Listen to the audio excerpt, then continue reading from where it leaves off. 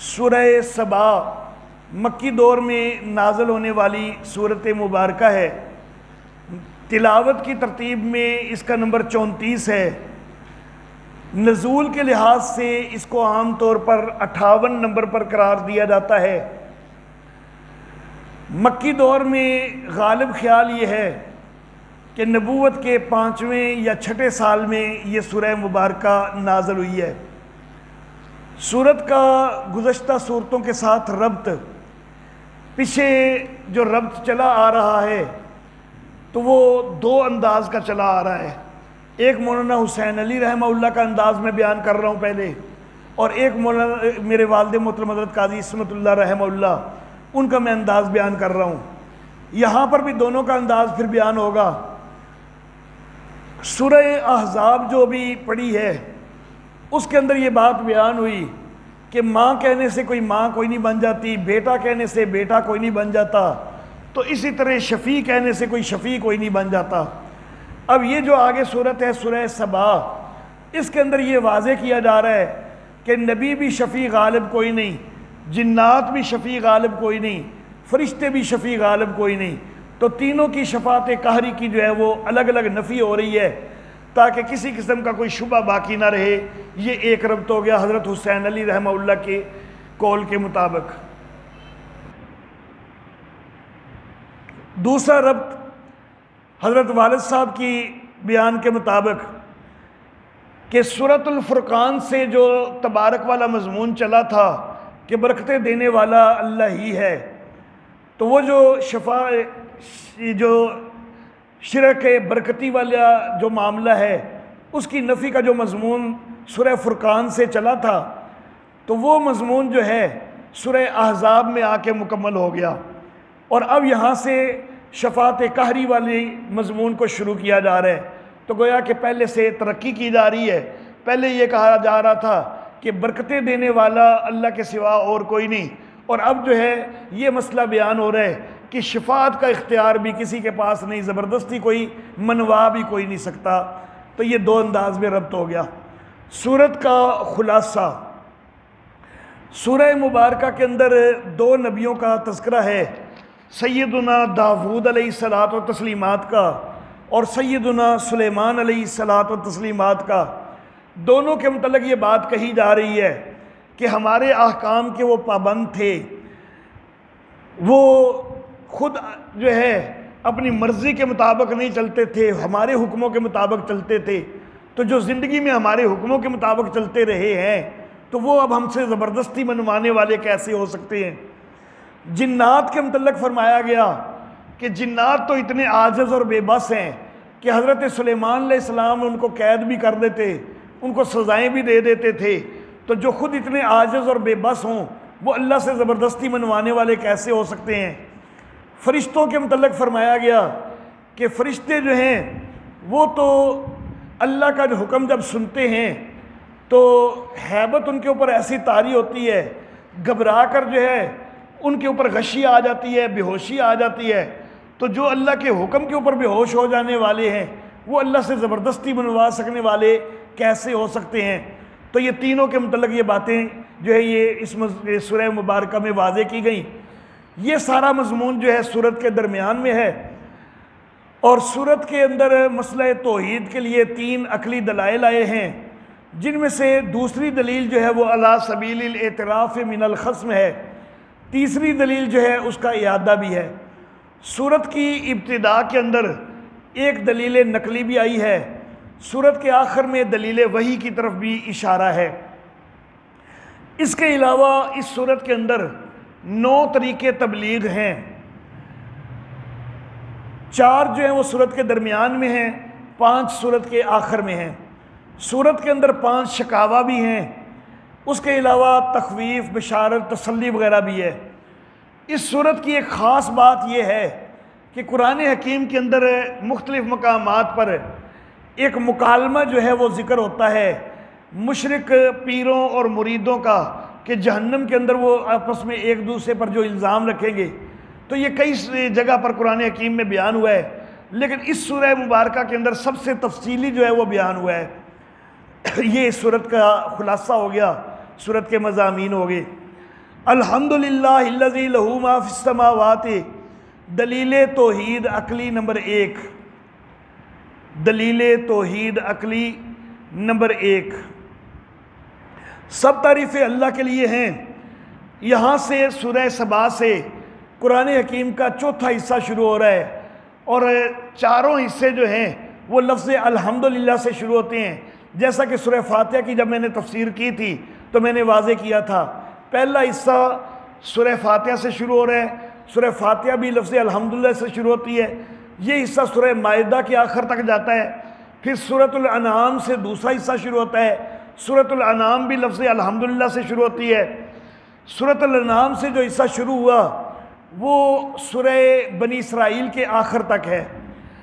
اس کے بعد تیسرا حصہ شروع ہوا سورہ کہف سے، سورہ کہف سے بھی جو شروع ہوا وہاں پر بھی لفظ الحمدللہ ہے، وہ سورہ احزاب کے آخر تک ہوا۔ یہاں سے اب چوتھا حصہ، میں نے پہلے غلطی سے تیسرا شاید بول دیا تھا، چوتھا حصہ یہاں سے شروع ہوتا ہے، چوتھا ہی بولا تھا، پھر ٹھیک بولا تھا، اچھا، تو چوتھا حصہ یہاں سے شروع ہوتا ہے، اور یہاں پر بھی لفظ الحمدللہ سے ہی شروع ہوتا ہے، اور یہ سورہ ناس تک جاتا ہے۔ البتہ یہاں پر دو صورتوں کے ساتھ لفظ الحمدللہ آ رہا ہے، سورہ سبا میں بھی سب سے پہلے الحمدللہ سے آغاز ہو رہا ہے، سورہ فاطر میں بھی لفظ الحمدللہ سے آغاز ہو رہا ہے۔ شاید اس کے اندر یہ اشارہ کرنا مقصود ہے کہ اس حصے کے اندر دو مرکزی مضمون ہوں گے، ایک شفاعت قہری کی نفی ہوگی اور دوسرا قیامت کا مسئلہ بیان کیا جائے گا۔ تو چونکہ دو مضامین بیان ہونے تھے تو اس لیے دو صورتوں کے آغاز میں لفظ الحمدللہ آیا۔ سب تعریفیں اللہ کے لیے ہیں جو کہ اسی کے لیے ہے آسمان، جو کچھ ہے آسمانوں میں اور جو زمین میں ہے، اور آخرت میں بھی اسی کی تعریف ہے۔ یہاں پر آ گیا نا وَلَهُ الْحَمْدُ فِي الْآخِرَةِ، تو وہ جو شروع میں الحمدللہ ہے نا تو وہ ہو جائے گا الحمدللہ فی الدنیا، اور الحمدللہ فی الدنیا، دنیا کے اندر اللہ کی تعریفیں ہیں۔ کیوں اللہ کی تعریفیں ہیں؟ اس لیے کہ لہو ما فی السماوات و ما فی الارض۔ تو اسی طرح آخرت میں بھی اللہ کی تعریفیں ہیں، تو کیوں اللہ کی تعریفیں ہیں؟ تو وہ چیز یہاں پر بھی لگ جائے گی کہ لہو ما فی السماوات و ما فی الارض۔ اس چیز کو صنعت احتباق کہا جاتا ہے۔ الف ہا حلوے والی تے جو بات ہوتی ہے، بے الف اور کاف کش والا احتباق، صنعت احتباق یہ ہوتی ہے کہ دو چیزیں بیان کی جا رہی ہوتی ہیں، پہلے بھی اور دو بعد میں بھی۔ پہلے بھی جو دو بیان ہونی ہیں ان میں سے ایک کو چھوڑ دیا جاتا ہے، اور دوسری والی دو میں سے بھی ایک کو چھوڑ دیا جاتا ہے۔ جو پہلے میں بیان ہونے میں چھوڑی گئی ہے وہ دوسرے میں جو بیان ہوئی ہے اس سے ظاہر ہو رہی ہوتی ہے، جو دوسرے میں چھوڑی گئی ہے وہ پہلے میں بیان جو ہوئی ہے اس سے ظاہر ہو رہی ہوتی ہے۔ یہاں پر الحمدللہ اس کے ساتھ ایک چیز چھوڑی گئی ہے فی الآخرت، اور دوسری چیز بیان ہوئی ہے کہ ما فی السماوات و ما فی الارض، لہو ما فی السماوات و ما فی الارض۔ دوسری جگہ پر الحمد فی الآخرت ہو گیا، یہ پورا بیان ہو گیا، لیکن یہاں پر لہو ما فی السماوات و ما فی الارض چھوڑ دیا گیا۔ دوسرے کے ساتھ معلوم ہو رہا ہے کہ پہلے میں الحمدللہ فی الآخرت ہے، اور پہلے میں جو لہو ما فی السماوات و ما فی الارض ہے اس سے معلوم ہو رہا ہے کہ یہ دوسرے میں بھی ہے۔ تو ایک چیز پہلے حصے میں سے چھوٹی ہے وہ دوسرے حصے سے ظاہر ہو رہی ہے، ایک دوسرے میں چھوٹی ہے وہ پہلے سے ظاہر ہو رہی ہے، صنعت احتباق۔ اچھا جی،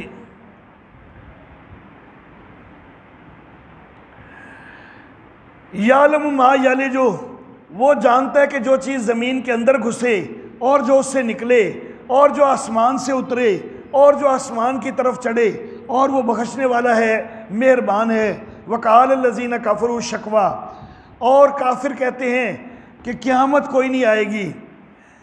کل بلا و ربی، جواب شکوا، تو کہہ کیوں نہیں، میرے رب کی قسم وہ ضرور آئے گی۔ کون رب؟ عالم الغیب، جو کہ عالم الغیب ہے۔ لا یعزب عنہ مثقال ذرۃ فی السماوات، اس سے نہیں چھپتا ایک ذرہ برابر بھی، نہ آسمانوں میں نہ زمین میں، اور نہ کوئی ذرے سے چھوٹی چیز اور نہ اس سے کوئی بڑی چیز، مگر یہ کہ وہ سب کچھ ایک واضح کتاب کے اندر موجود ہے، لوح محفوظ کے اندر موجود ہے۔ لوح محفوظ جو ہے یہ علم الہی سے استعارہ ہے۔ لیجزی الذین آمنوا، تاکہ وہ اللہ بدلہ دے ایمان والوں کو، اور نیک عمل والوں کو ان کے لیے بخشش ہے اور عزت والا رزق ہے۔ والذین سعوا فی آیاتنا، اور وہ لوگ کہ جنہوں نے ہماری آیتوں کو ہرانے کی کوشش کی ان کے لیے عذاب ہے دردناک مار کا۔ وَيَرَى الَّذِينَ أُوتُوا الْعِلْمَ، دلیل نقلی از علماء امم سابقہ، دلیل نقلی از علماء امم سابقہ۔ وَيَرَى الَّذِينَ أُوتُوا الْعِلْمَ الَّذِي أُنزِلَ إِلَيْكَ، اور جانتے ہیں وہ لوگ کہ جن کو علم دیا گیا ہے کہ جو اتارا گیا ہے تیرے رب کی طرف سے وہ حق ہے۔ تو جو اہل کتاب ہیں ان کو اپنی کتابوں کے اندر جو نشانیاں وغیرہ موجود ہیں ان کے ذریعے پتہ ہے، اور جو عقائد وہاں ان کی کتابوں میں بیان ہوئے وہی قرآن میں بیان ہوئے، تو اس وجہ سے ان کو پتہ ہے کہ یہ حق ہے جو نازل ہو رہا ہے۔ وَيَهْدِي إِلَىٰ صِرَاطِ الْعَزِيزِ الْحَمِيدِ، اور وہ رہنمائی کرتا ہے عزت والے حمد والے کے راستے کی طرف۔ وَقَالَ الَّذِينَ كَفَرُوا شَكْوَىٰ، اور کافر کہنے لگے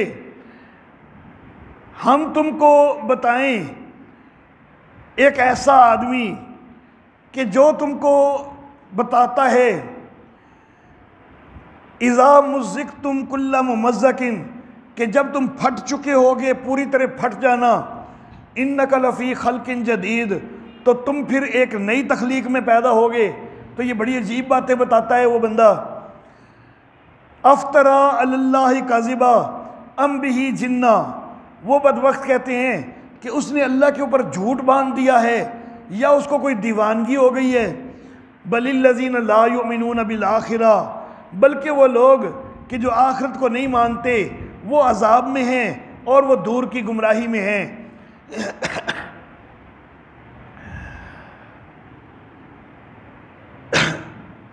یہاں پر فی العذاب، وہ عذاب میں ہیں، حالانکہ عذاب تو مستقبل میں ہونا ہے، ابھی تو وہ عذاب میں نہیں ہے، ابھی تو وہ انکار کیے جا رہے ہیں۔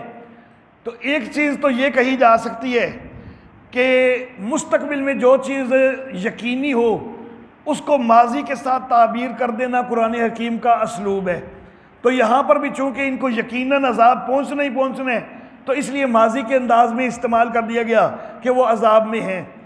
دوسری بات یہ بھی کہی جا سکتی ہے کہ فی العذاب والضلال البعید، اس کے اندر جو واو آئی ہے نا یہ واو تفسیریہ ہے کہ وہ عذاب میں ہیں، یعنی اس وقت کھلی گمراہی میں ہیں، جس کھلی گمراہی کا جو ہے وہ انجام عذاب ہوگا۔ تو یہ واو تفسیریہ بنا کر اس طرح بھی مفہوم ہو سکتا ہے۔ افلم یروا الی ما بین ایدیہم، تخویف دنیاوی، تخویف دنیاوی، کیا انہوں نے دیکھا نہیں کہ جو ان کے آگے ہے اور جو ان کے پیچھے ہے آسمانوں میں اور زمین میں، اگر ہم چاہیں تو ہم ان کو زمین میں دنسا دیں یا ہم ان کے اوپر آسمان سے کوئی ٹکڑا گرا دیں، بے شک اس میں نشان ہے ہر ایسے بندے کے لیے کہ جو انابت کرے۔ اب جب انابت کرنے والوں کا تذکرہ آیا تو پھر کچھ انابت کرنے والے بندوں کا اللہ ذکر کر رہے ہیں۔ داؤد علیہ السلام انابت کرنے والے، اللہ کی طرف رجوع کرنے والے۔ وَلَقَدْ آتَيْنَا دَاوُودَ مِنَّا فَضْلًا، اور ہم نے اپنے پاس سے داؤد علیہ السلام کو فضل عطا کیا۔ کیسا فضل عطا کیا کہ ان کے متعلق یہ ہو گیا کہ یا جبال اوبی ماہو، اے پہاڑوں اس کے ساتھ آواز کو لوٹاؤ، یعنی وہ اللہ کی تسبیح بیان کرتا ہے، تم بھی اللہ کی تسبیح بیان کرو۔ وَالطَّيْرَ، اور اس کے لیے پرندوں کو مسخر کر دیا۔ وَأَلَنَّا لَهُ الْحَدِيدَ، اور لوہا اس کے لیے نرم کر دیا۔ زرے بناتے تھے تو لوہے کو اللہ نے یوں نرم کر دیا تھا جیسے موم ہے، اور موم کی طرح جس طرح ڈھال لیتے ہیں تو اس طرح زرے بنا کے وہ فروخت کرتے تھے، کیونکہ انہوں نے اللہ سے دعا کی تھی کہ یا اللہ حکومت کی بھی ذمہ داریاں ہیں، نبوت کی بھی ذمہ داریاں ہیں، لیکن میں حکومت کی کوئی تنخواہ وغیرہ لینا نہیں چاہتا، میں چاہتا ہوں کہ میں خود اپنا کوئی کاروبار کروں، لیکن ذمہ داریاں چونکہ حکومت کی بھی ہیں نبوت کی بھی ہیں تو اپنا کاروبار کرنے کے لیے وقت کوئی نہیں ملتا۔ یا اللہ کوئی ایسی صورت پیدا کر دے کہ میں اپنا رزق جو ہے وہ تھوڑے وقت میں کما سکوں کہ جس سے میرا گزارا چل سکے، حکومت وغیرہ سے میں تنخواہ نہ لوں۔ تو اللہ نے ان کے لیے یہ لوہا نرم کر دیا، چند منٹ کے اندر وہ لوہے کی ہاتھوں سے اس کو اس طرح ڈھال لیتے کہ جس سے خوبصورت زرہ تیار ہو جاتی، اور اس کو پھر وہ بیچ دیتے، اس سے جو ہے وہ ایک دن کا گزارا چلا لیتے، اگلے دن پھر ایک زرہ بنا کے اس کو بیچ دیتے، تو چند منٹ میں ان کی معیشت کا انتظام جو ہے وہ ہو جاتا۔ ہم نے ان کے لیے لوہا نرم کر دیا کہ وہ زرے بنائیں کشادہ، اور وہ کڑیاں جو ہیں وہ اندازے سے جوڑیں، وَعْمَلُوا صَالِحًا، اور ہم نے ان کو حکم دیا کہ نیک عمل کریں، انی بما تعملون بصیر، بے شک جو کچھ تم کرتے ہو میں اس کو دیکھنے والا ہوں۔ اور سلیمان علیہ السلام کے لیے ہم نے ہوائیں مسخر کی، صبح کا ان کا چلنا 1 ماہ کا تھا اور شام کا ان کا چلنا 1 ماہ کا تھا، یعنی ایسی تیز ہوائیں تھیں کہ 1 مہینے کی مسافت جو ہے وہ صرف ایک صبح کے وقت کے اندر طے کر لیتی تھی۔ جتنا عام ہوا 1 مہینے میں طے کرتی ہے اتنا یہ شام کے تھوڑے سے وقت میں طے کر لیتی تھی۔ لیکن دوسری طرف تیز ہوا جب ہوتی ہے نا تو وہ تو کئی چیزوں کو اکھاڑ کے پھینکتی ہے اور تباہیاں پیدا کرتی ہے، لیکن یہ خود حضرت سلیمان علیہ السلام کے تخت کو لے کے جاتی تھی اور بڑی نرمی کے ساتھ لے کے جاتی تھی کہ کوئی ہچکولا تک بھی پیدا کوئی نہیں ہوتا تھا۔ تو اتنی تیز ہوا بھی ہو لیکن اس نے سکون کے ساتھ بھی ہو کہ اس میں ہچکولا تک بھی پیدا نہ ہو، تو یہ اللہ کی قدرت کے نمونے ہیں۔ وَأَصَلْنَا لَهُ عَيْنَ الْقِطْرِ، اور ہم نے اس کے لیے پگھلے تانبے کا چشمہ بھی بہا دیا تھا۔ وَمِنَ الْجِنِّ، اور جنوں میں مسخر کیے تھے ہم کہ جو اس کے لیے ان کے سامنے کام کرتے تھے اپنے رب کے حکم سے، جو کوئی اس کے کام سے پھرتا تھا، سرتابی کرتا تھا ہمارے حکم سے، ہم اس کو چکھاتے آگ کا عذاب۔ فرشتے مقرر تھے کہ اگر کوئی جو ہے یہ جن جو ہے وہ کام سے کوتاہی کرے تو وہ آگ کے گرز مارتے تھے۔ یعملون لہ، وہ جنات حضرت سلیمان علیہ السلام کے لیے تیار کرتے تھے جو سلیمان علیہ السلام چاہتے تھے، من محاریب، قلعے چاہتے تھے تو وہ قلعے بناتے تھے، وہ تماثیل اور تصویریں چاہتے تھے تو وہ تصویریں بناتے تھے، وہ جفان اور پیالے، کیسے پیالے؟ کل جواب، جیسا کہ تالاب ہوں، کیونکہ بہت بڑا لشکر تھا تو ان کے کھانے کے لیے اتنے بڑے بڑے پیالے ہوتے تھے کہ جس طرح تالاب ہوں۔ وہ قدور راسیات، اور دیگیں، ایسی دیگیں کہ جو چولہے کے اوپر جمی رہنے والی ہیں، اتنی بڑی بڑی دیگیں کہ جو ہلائی بھی نہیں جا سکتی تھی، چولہوں کے اوپر جمی رہتی تھی۔ تو یہ سارے انتظام جنات کے ذریعے ہوتے تھے۔ اعملوا آل داود شکرا، اے داود کے گھرانے والو شکر گزار ہو جاؤ۔ دیکھو اللہ نے کتنے احسانات کیے ہیں، تو تمہیں بھی چاہیے اللہ کے شکر گزار ہو جاؤ۔ وَقَلِيلٌ مِّنْ عِبَادِيَ الشَّكُورُ، میرے بندوں میں سے تھوڑے ہوتے ہیں کہ جو شکر گزار ہوتے ہیں۔ فَلَمَّا قَضَيْنَا عَلَيْهِ الْمَوْتِ، جب ہم نے حضرت سلیمان علیہ السلام کے لیے موت کا فیصلہ کر دیا، مَا دَلَّهُمْ عَلَىٰ مَوْتِهِ إِلَّا دَابَّةُ الْأَرْضِ، تو ان کی موت، سلیمان علیہ السلام کی موت پر ان جنات کو اطلاع نہیں دی مگر گھن کے ایک کیڑے نے، سیونخ کے ایک کیڑے نے، کہ جو ان کی لاٹھی کو کھا رہا تھا۔ جس وقت وہ گر پڑے سلیمان علیہ السلام تو پھر جنوں کے لیے واضح ہوا کہ ان لو کانوا یعلمون الغیب، کہ اگر ہم غیب جانتے ہوتے، وہ جنات کو یہ واضح ہوا کہ اگر وہ غیب جانتے ہوتے، ما لبثوا فی العذاب المہین، تو ذلت کے عذاب میں تو نہ پڑے رہتے۔ سلیمان علیہ الصلوۃ و تسلیمات نے ہیکل سلیمانی کی تعمیر کا حکم دیا جنات کو۔ جنات وہ تعمیر کر رہے ہیں، سلیمان علیہ السلام نگرانی کر رہے ہیں۔ موت کا وقت آ گیا، نبی سے فرشتہ جو ہے وہ پہلے پوچھتا ہے کہ آپ کو اب وفات دے دی جائے یا نہ دی جائے۔ تو موت کا وقت آیا، یہ ایک شیشے کے کمرے کے اندر کھڑے ہو کے نگرانی کر رہے تھے، ایک لاٹھی کے ساتھ انہوں نے ٹیک لگائی ہوئی تھی، تو اس حالت میں کھڑے کھڑے ان کی موت ہو گئی۔ اب لاٹھی کا سہارا جو ہے وہ اس انداز میں موجود تھا کہ وہ میت اسی طرح جو ہے وہ کھڑی رہی۔ جنات جو ہے وہ کام کر رہے ہیں، اور رعب اور ہیبت اتنی ہوتی تھی حضرت سلیمان علیہ السلام کی کہ ان کو نظر اٹھا کر دیکھنے کی بھی جرت کوئی نہیں ہوتی تھی۔ تو انہوں نے نظر اٹھا کے دیکھا بھی کوئی نہیں، ایک طویل عرصہ تک وہ کام کرتے رہے کہ سلیمان علیہ السلام ہمیں دیکھ رہے ہیں، لیکن وہ گھن کا کیڑا، سیونخ جو ہے وہ لکڑی جو لاٹھی ہے اس کو اللہ کے حکم سے وہ آہستہ آہستہ کھا رہی تھی۔ کیونکہ جس وقت وہ ہیکل مکمل ہونا تھا تب جو ہے اللہ نے یہ اظہار بھی کرنا تھا کہ حضرت سلیمان تو فوت ہو چکے ہیں، پتہ نہیں کتنا عرصہ پہلے فوت ہو چکے ہوئے ہیں۔ تو وہ گھن کا کیڑا جو ہے اللہ کے حکم سے آہستہ آہستہ لاٹھی کو کھاتا جا رہا ہے۔ ادھر ہیکل کی تعمیر مکمل ہوئی، ادھر حضرت سلیمان علیہ السلام کا وہ بوجھ جو ہے وہ لاٹھی اتنی نرم ہو چکی گھن کے کیڑے کی وجہ سے کہ اب وہ بوجھ برداشت کرنا ممکن نہ رہا، اور سلیمان علیہ السلام کی میت جو ہے وہ گر پڑی۔ اچھا جی، اب جنات کو احساس ہوا کہ یہ تو پتہ نہیں کب کے فوت ہو چکے ہوئے ہیں اور ہم ایسے ہی جو ہے وہ کام لگے رہے ہیں، ہم اگر غیب جانتے ہوتے تو یہ ذلت والا کام، ذلت میں کیوں مبتلا رہتے کہ ہم سر اٹھا کر دیکھنے تک کی بھی جرت نہیں کر رہے تھے اور کام لگے ہوئے تھے۔ لَقَدْ كَانَ لِسَبَإٍ فِي مَسْكَنِهِمْ آیَةٌ، نمونہ تخویف دنیاوی، نمونہ تخویف دنیاوی۔ البتہ تحقیق سبا کی قوم کے لیے ان کی بستی کے اندر نشانی تھی۔ یہ قوم سبا جو ہے یمن کے علاقے کے اندر رہنے والی قوم تھی۔ زیادہ تفصیل جو ہے وہ بتانے کا تو وقت نہیں ہے، مختصر سی بات جو ہے وہ میں کر دیتا ہوں۔ انتہائی مالدار قوم تھی۔ انہوں نے اپنے علاقے کو جو ہے، ایک تو بڑا بند تھا جس کو سد معارب کہا جاتا تھا، ایک وہ بڑا بند بنایا ہوا تھا، پھر اس سے آگے نہریں نکالی ہوئی تھیں، پھر ان نہروں کے اوپر بھی کئی چھوٹے بند تعمیر کیے ہوئے تھے، اور پورا علاقہ جو ہے وہ بڑے انہوں نے بہترین نہری نظام اس کے اندر قائم کیا ہوا تھا۔ کچھ علاقہ ویسے زرخیز تھا، کچھ نہری نظام انہوں نے بڑا بہترین تیار کر لیا ہوا تھا کہ جس کی وجہ سے ان کی زمین جو ہے وہ خوب سبزہ وغیرہ اگاتی تھی، اور بڑے قیمتی قیمتی درخت جو ہے وہ ان کے علاقے کے اندر جو ہے وہ اگتے تھے۔ یہ لوگ جو ہیں اس قدر مالدار تھے کہ شاید تاریخ انسانیت کے اندر اتنی مالدار قوم اور کہیں نظر نہ آئے۔